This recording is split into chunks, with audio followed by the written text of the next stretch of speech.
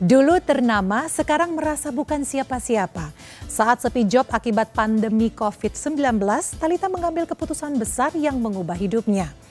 Ogah dinikahkan dengan om berduit pilihan ibu angkatnya. Di usia 18 tahun, Thalita memilih hidup sendiri tanpa bimbingan siapapun dan tersesat ke pergaulan bebas hingga akhirnya Thalita memilih menjadi penjual risol. Jika hidup adalah pilihan, Jonathan Frizzy dan Ririn Dwi Ariyanti memilih menyembunyikan status hubungan mereka di hadapan publik. Tetapi benarkah Ijong dan Ririn sudah meresmikan hubungan mereka tanpa sepengetahuan Benny Simanjuntak paman Ijong? Hampir 3 tahun bercerai, mengapa Dena Devanka terkesan belum move on dan masih berharap bertemu dengan Ijong? Bersama saya Dona Arsinta, kita akan mengulas hitam putih jejak hidup Thalita Curtis serta jatuh bangun kisah asmara Jonathan Frizzy dan Ririn Dwi Ariyanti. Pemirsa, inilah berita artis ternama Barista. Setiap hari dia terus memaksaku dan mengancamku. Sekarang aku sangat menyesal, Romo. Aku tidak tahan tinggal di sana.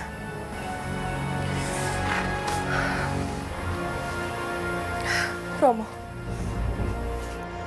harus ada yang berani menghentikan kekejaman Tunggul Ametung.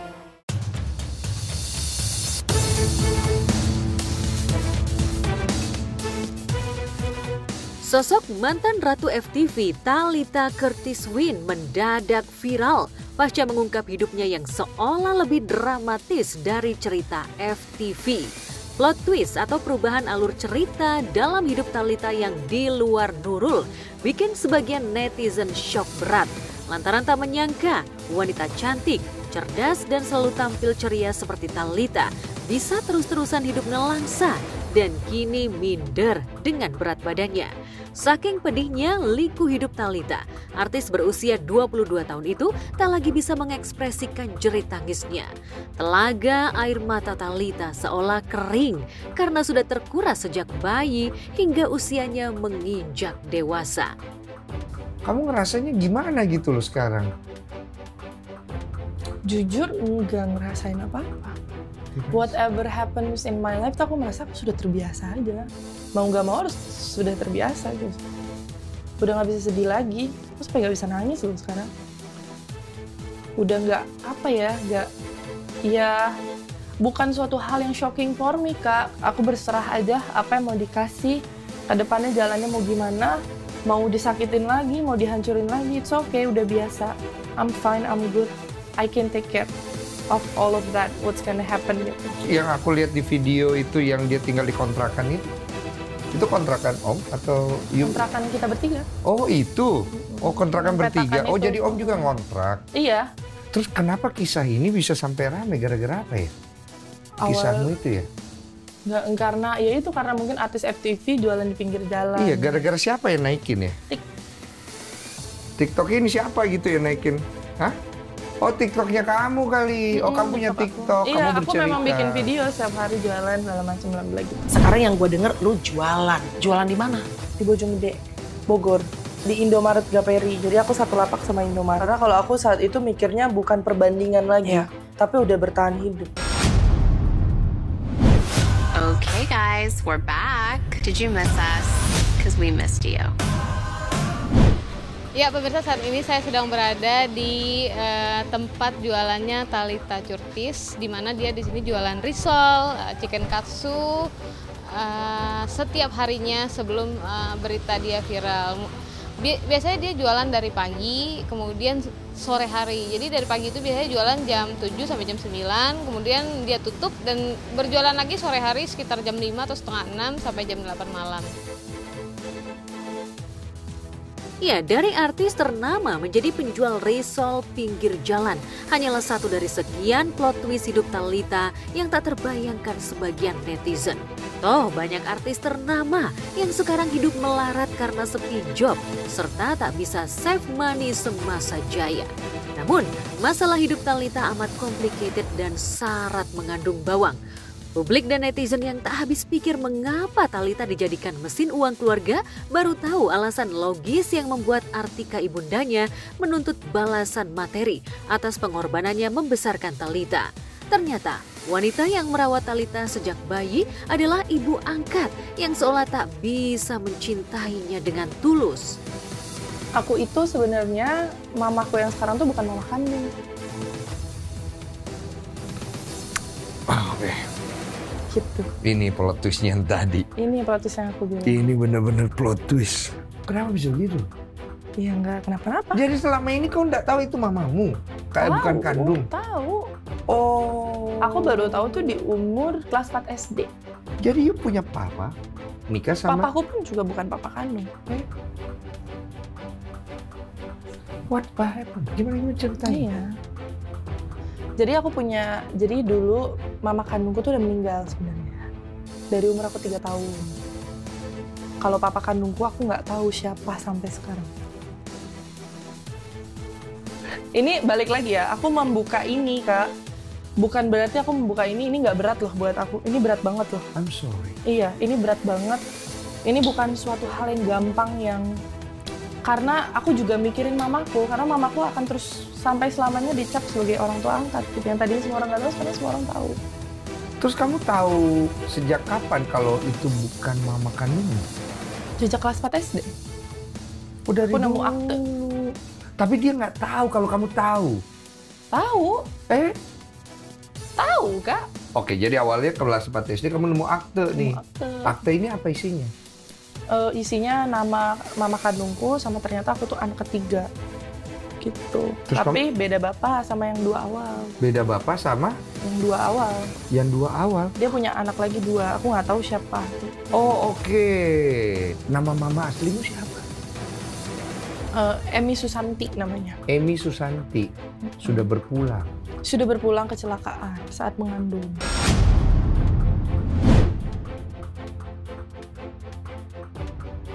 Mengungkap perjalanan hidupnya yang kelam bukan untuk sensasi dan simpati publik. Thalita ingin menginspirasi Gen Z agar jangan menyerah, apalagi ingin mengakhiri hidup hanya karena bertengkar dengan orang tua atau saudara. Faktanya saat kelas 4 SD, ketika mengetahui Mama Artika bukanlah ibu kandungnya, Thalita kuat menghadapi kenyataan pahit yang tak disangka-sangka itu. Bahkan saat ibu angkatnya mengatakan bahwa ibu kandungnya adalah mantan pekerja prostitusi yang dihamili tamunya, Thalita mencoba menerima kenyataan itu dengan lapang dada. Harapan Thalita untuk melihat wajah ibu kandungnya pun pupus. Lantaran ibunya telah meninggal karena kecelakaan saat ia berusia 3 tahun. Sementara tak ada satu pun dokumentasi foto ibundanya yang berhasil diselamatkan oleh keluarga angkatnya. Dan mamaku bukan inilah bukan anak baik-baik. Dia tuh kerjanya di dunia malam. Jadi si papamu ini yang mana jadinya? Nggak tahu. Yang karena ngubungin dia, kamu itu? sorry banget ya. Dia mama kandungku hamilnya itu sama salah satu tamunya. Gitu. Jadi aku sorry to hear this thing. gitu. Are you okay? You okay? Ini ditayangin Ini nggak apa-apa? nggak apa-apa banget. Ini udah bukan hal yang touching for me gitu. Jadi saat mengandung aku kebetulan nggak mau. Aku udah sempat coba digugurin Kak, pakai duren, pakai gitu-gitu segala macam. Kamu bisa gugurin pakai duren? Bisa ya? Nggak tahu ya, pakai nanas gitu-gitu, pakai ragi gitu-gitu ya. Bisa ya? Ya seperti gugurin, tapi aku nggak gugur-gugur. Kamu tahu dari mana cerita ini? Dari mamaku sendiri. Oh, mama angkatmu ini?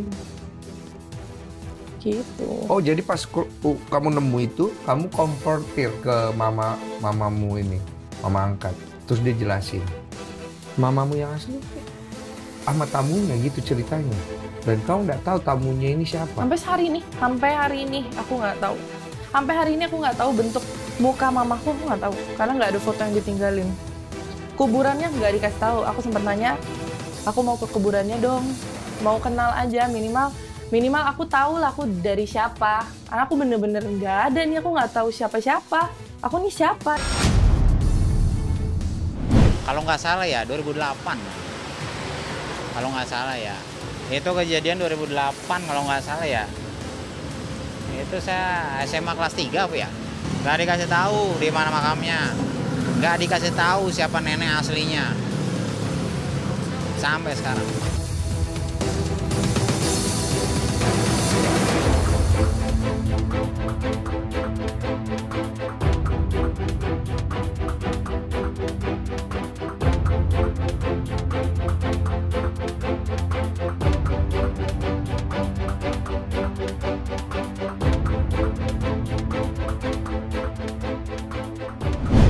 Lagu yang menyayat itu senada dengan jejak hidup Thalita yang tak pernah mengenal siapa orang tua kandungnya.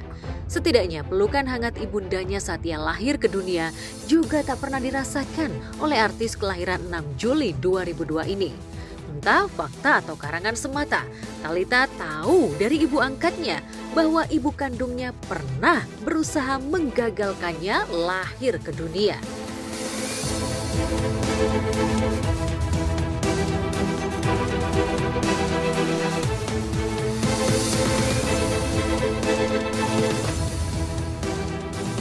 Siapa? Nah, Atira. udah Ibu dong. Atira. Akhirnya kan gak gugur-gugur.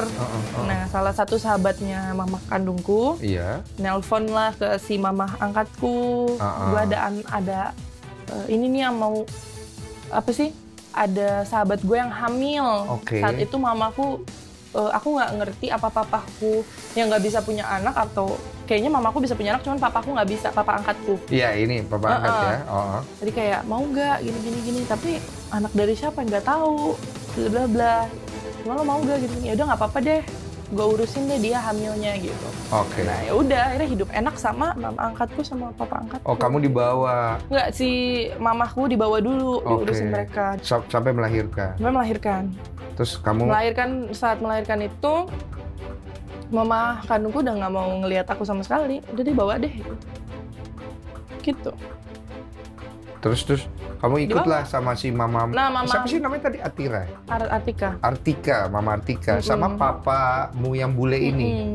Nah, waktu pas mau melahirkan itu mamaku sempat papaku atau mamaku sempat ragu pokoknya. Kayak takut nih anak jadinya apa gitu. Setahu aku tuh kalau nggak salah ya, mohon maaf kalau salah, dia itu memang, aku pikir bapaknya bule karena kan ada kurtis dan mukanya cantik gitu, dan aku nggak tahu mamanya juga yang mana, emang belum pernah dikenalin sih. Setahu aku dulu ya cuman kenal ya udah teman-teman di lokasi, teman main gitu, nggak ada yang tahu juga. Akhirnya aku bisa tahu dia berantem sama nyokapnya, atau kemarin aku lihat di podcastnya juga ternyata bukan mama kandungnya. Ya di luar nulur banget gitu kan, sesedih itu gitu. Dari 12 tahun dia udah cari uang segala macam, ya akhirnya aku kayak kasian banget ini anak gitu.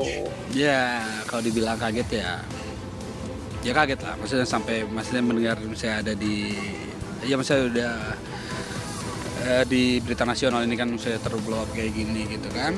Apa dulu syuting, apakah pernah nemu ibunya yang ikut syuting?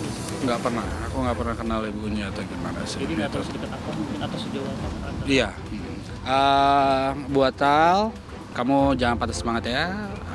Pokoknya tetap jalani hidup yang namanya api dalam diri kamu itu. Apapun yang terjadi, semua ada maksudnya. Percayalah, apapun yang diberikan ujian ini pasti membuat kamu menjadi lebih baik. Dan semua orang yang ini care sama kamu, kita semua sayang sama kamu.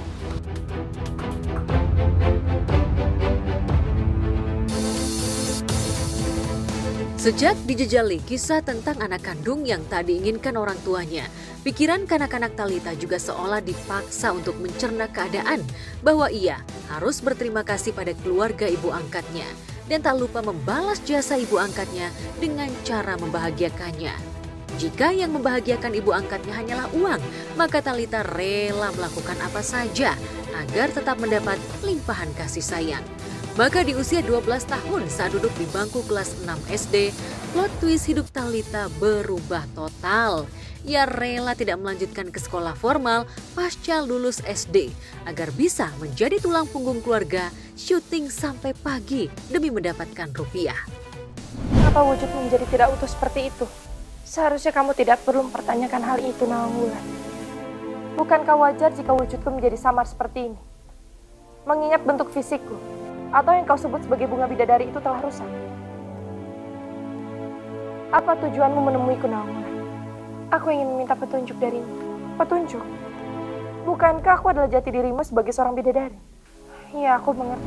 Nyi Roro Kidul kalau nggak salah waktu itu. Iya, kalau itu iya. Iya kan? Iya. Seksi ya. Iya, terus. Iya, terus si sinetron pertama itu. Sinetron pertama tuh aku termasuk hoki sih.